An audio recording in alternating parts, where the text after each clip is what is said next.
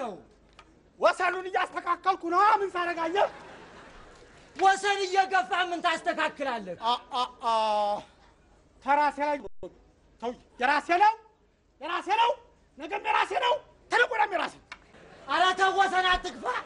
ኧረ ተው ግድ የለህም። ለመሆኑ ያንተ ልጅ የሰራይ ስራ ትክክል ሆነና ነው?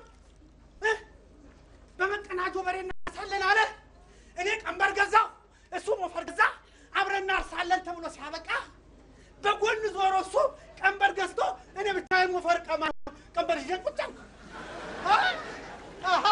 ታዲያ እኔ ቀንበሬን ያለ ሞፈር ፈልጬ ለማግደው ነው ምን አደረገው? አሁንም ወሰን አትግፋ። ይሄ ቦታ ይሄ ድንበር ከዚህ ጀምሮ እስከዛኛ ወንዝ ድረስ የኛ መሆኑን አጣኸው።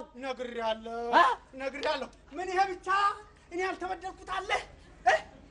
እኔ ዘንጋዳ አመርታለሁ አልኩ።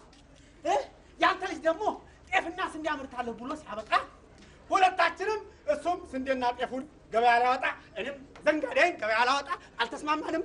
ታዲያ በምን ቤት ነው የእናንተ ልጅ ዘንጋዳ አምርቶ